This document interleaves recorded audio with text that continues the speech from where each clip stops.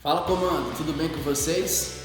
Já se inscreve no canal para acompanhar todo o nosso conteúdo e se prepara que o nosso voo já vai decolar. Tripulação, decolagem autorizada.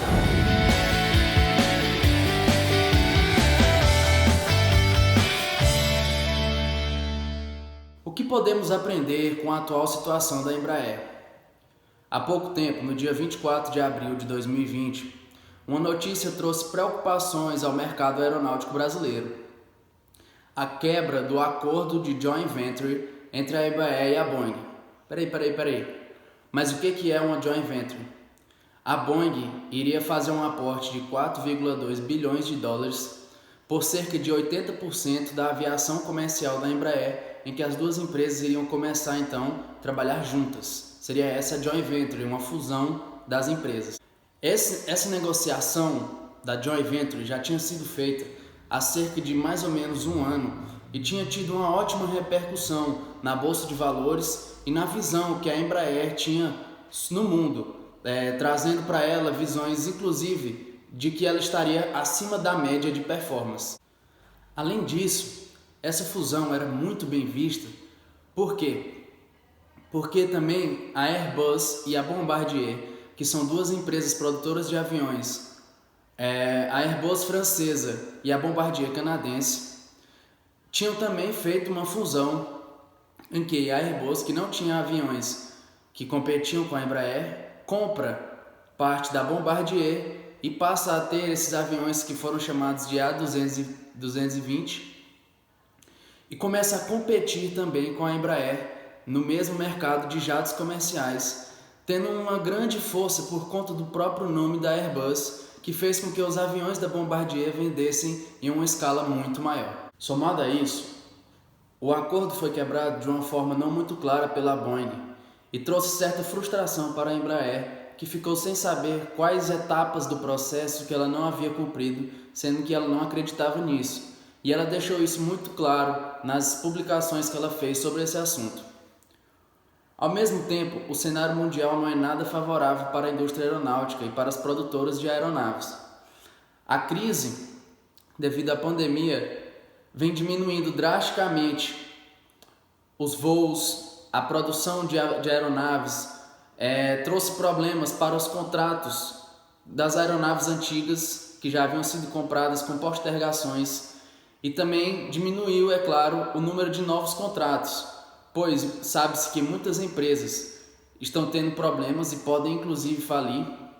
As outras empresas maiores já possuem uma frota grande, estão com esses aviões parados e provavelmente com a falência dessas empresas menores, esses aviões que estão ali vão se reagrupar entre as maiores e já serão suficientes para suprir a demanda, que demorará muito ainda para voltar ao normal. Dentro desse cenário, muitos são os aviões que estão no solo, empresas paradas, e pouco se sabe sobre o retorno desses voos. Muitas pessoas terão medo por muito tempo de viajar com outra pessoa do lado, sem saber se podem ou não ser contaminadas. E as regras para entrada em outros países também serão drasticamente modificadas. A aviação não voltará a ser como era antes. No caso específico da Embraer, o problema é ainda mais alarmante pela força que a Airbus vem tomando nesse mercado de jatos comerciais a partir da compra da Bombardier, que possuía aviões que não eram tão famosos assim, mas que com a fusão com a Airbus e o nome da marca francesa tiveram um grande aumento nas vendas, um pouco antes do estopim, dessa crise do coronavírus. E além disso, existe a empresa chinesa, a Comac, que também vem dominando aí parte do seu mercado ali na Ásia, com a jatos também, e outras duas empresas um pouco menos imponentes na Europa, mas que já possuem aviões voando e que podem então começar a ter ali um certo mercado, principalmente pela moeda e pela proximidade dos grandes centros europeus. Já do lado da Boeing, o problema trouxe certos indícios de que alguma coisa não estava certa na empresa. E então, dias após essa quebra do contrato da joint venture, o CEO da Boeing, ele veio à tona com um pronunciamento dizendo que a empresa realmente estava passando por maus lençóis, que talvez precisasse ali de uma ajuda para sobreviver à crise, que ia ter que tomar algumas medidas quanto aos funcionários. E isso serviu também para confirmar algumas hipóteses que as pessoas tinham feito pela quebra do contrato, de que a Boeing estava realmente passando por problemas sérios, devido aos problemas que ela vem enfrentando com o 737 MAX, um avião novo da empresa que buscou ter vários conceitos inovadores, mas que ao juntar tudo tiveram alguns problemas e algumas aeronaves acabaram por cair, trazendo vítimas fatais e problemas nos contratos futuros de venda dessa aeronave. E então, o que podemos aprender com a Embraer nesse momento tão delicado? Podemos, em um primeiro momento, numa visão mais geral, perceber que toda a indústria aeronáutica foi afetada pela crise. Independente de qual empresa empresas voltadas para aeroportos, o tratamento em solo dos aviões, construção de aeronaves, os tripulantes, as pessoas que trabalham ali no aeroporto, as empresas terceirizadas, todas elas foram afetadas pela crise. E isso trouxe uma forte retração nos resultados para o ano inteiro de 2020. E o que isso tem a ver? Como que a gente pode interpretar isso? É muito importante que todas as empresas tenham ali uma reserva de emergência, tenham feito, antes da crise, um estudo e um planejamento para esse momento de crise, para que ao chegar nesse ponto não precisem tomar medidas tão drásticas de demissão e de quebra de contratos sem ter opções. Por quê? Porque ao fazer esse planejamento é possível que tenha caixa guardado e possa se tomar decisões mais assertivas nesse momento em que outras empresas estarão correndo atrás do prejuízo. Nesse contexto, podemos perceber que as empresas maiores, como eu disse anteriormente, que têm um caixa maior, elas provavelmente irão se sobressair nesse momento. Mesmo que também passem por dificuldades e também tenham que tomar decisões, suas decisões serão menos drásticas e terão menos dano às pessoas envolvidas. Já empresas menores terão que tomar medidas radicais e mesmo assim ainda podem vir a falir, deixando o espaço mais favorável para as empresas grandes que continuaram no mercado.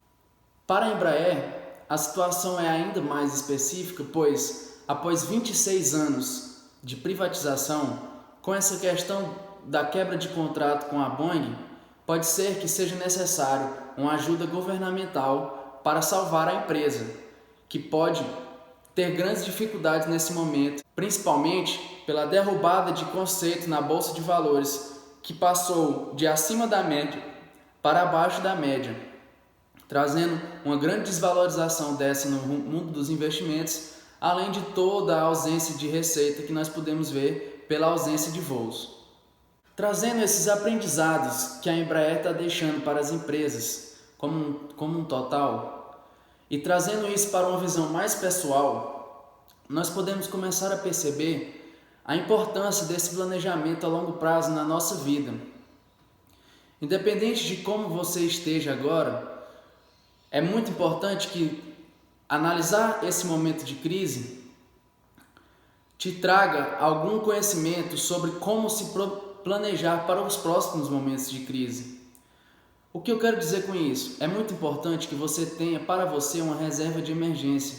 Alguns especialistas, como o Thiago Nigro, dizem que seria interessante que você tenha 12 meses do seu custo mensal guardado em algumas aplicações que tenham uma alta liquidez. O que é isso, alta liquidez? Que você possa resgatar facilmente e que em pouco tempo esse dinheiro esteja na sua conta.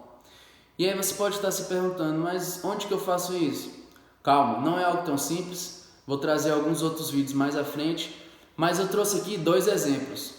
Um exemplo é o Tesouro Direto, que é quando nós emprestamos o nosso dinheiro para o governo, e ele pode se dar de 3 formas: a taxa Selic, a taxa IPCA e uma taxa pré-fixada. Todas elas são baseadas na inflação e no CDI. O que é o CDI? É a taxa em que os bancos emprestam dinheiro entre eles para bater suas metas diárias, e ela é calculada todo dia para que os bancos consigam atingir ali os seus limites de negociação. E essa é uma das formas mais justas de valorizar o seu dinheiro. E o outro exemplo é exatamente rendimentos que rendem 100% do CDI ou um pouco a mais, que são contas dos bancos digitais novos, como o Nubank e o Banco Inter, por exemplo.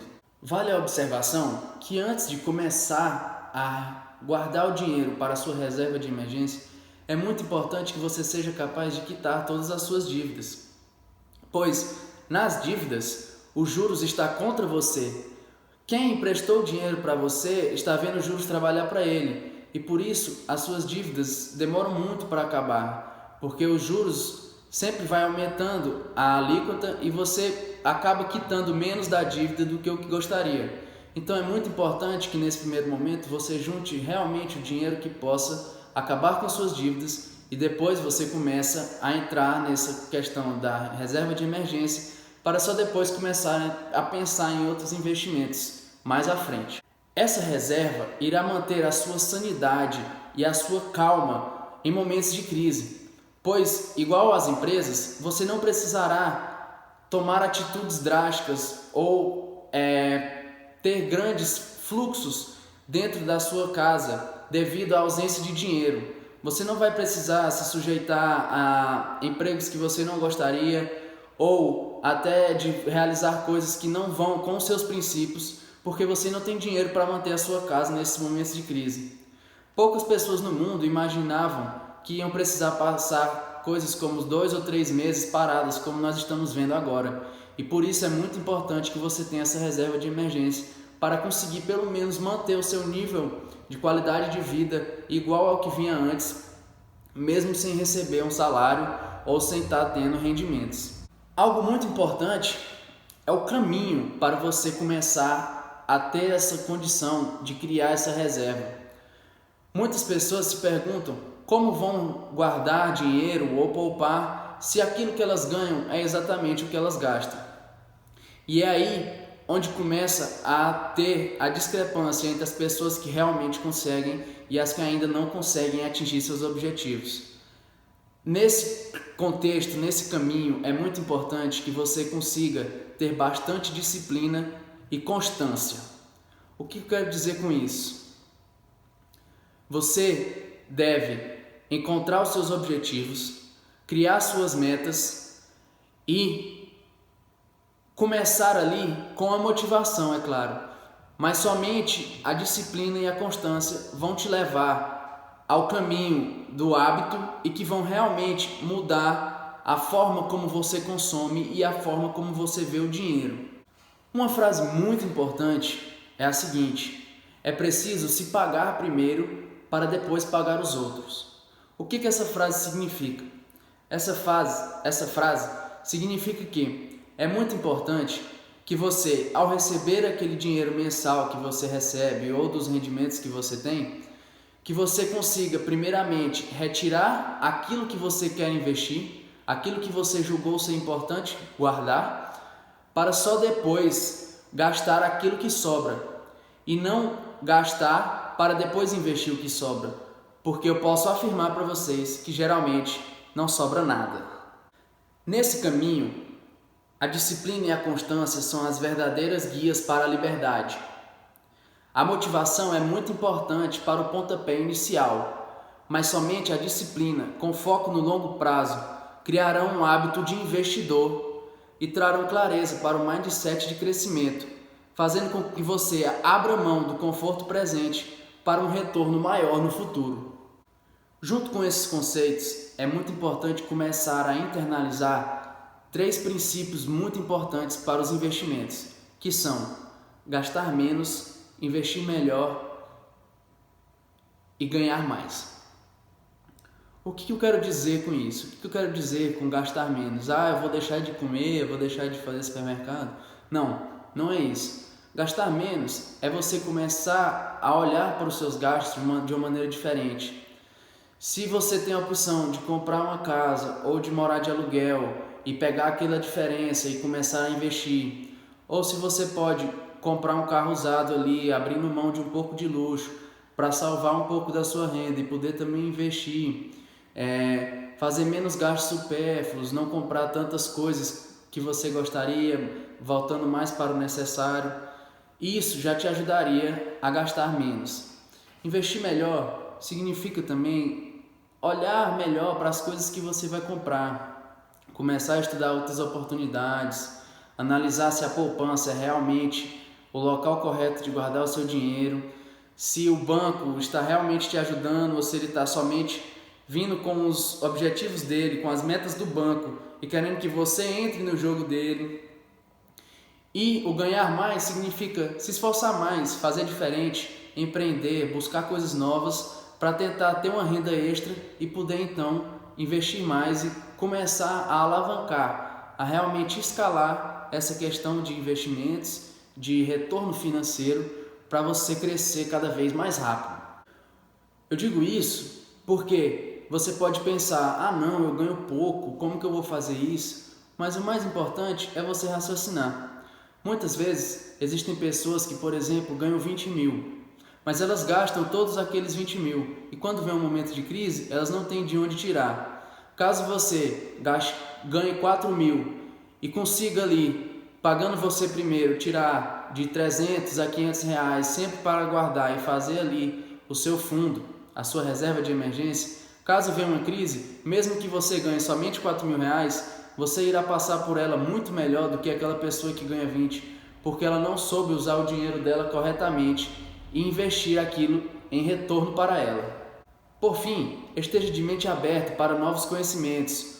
Busque um autoconhecimento que lhe traga clareza de seus princípios e de seus objetivos, com forma de trilhar o seu caminho para a liberdade, e nunca se esqueça da disciplina e constância em suas ações. Um conselho final seria: comece investindo em conhecimento, livros, cursos e etc. E desenvolva um intraempreendedorismo como uma vontade de solucionar problemas dentro da sua realidade. E para concluir com chave de ouro, falando sobre a Embraer e sobre tudo que a gente aprendeu, as referências da Embraer na bolsa realmente caíram, foram para abaixo da média. As ações sofreram uma queda abrupta, como eu vou mostrar para vocês aqui nesse gráfico que a gente pode encontrar no Google. As projeções de venda de novas aeronaves e das aeronaves que já tinham sido compradas e do retorno da aviação não são nada encorajadoras e não trazem nenhum agrado para nós. Entretanto, mesmo após o baque da quebra de contrato com a Boeing, a empresa já criou um forte engajamento entre os seus funcionários com a hashtag Somos Todos Embraer, fazendo com que todos eles retomassem com aquela vontade de realmente fazer a empresa sobreviver e crescer. E eu, como uma opinião pessoal, acredito muito na empresa, que sempre se esforçou ao longo dos anos para trazer tecnologia de ponta para o Brasil com a aviação comercial e militar, tanto de ataque quanto de carga, de ponta, competindo com as grandes empresas do mundo. E é por isso que eu confio muito nessa empresa e sei que ela vai sair dessa muito melhor. Curtiram esse vídeo? Então aperta aqui em gostei e comenta se você achar que a Embraer vai sair dessa muito melhor. Valeu, tamo junto e até o próximo voo.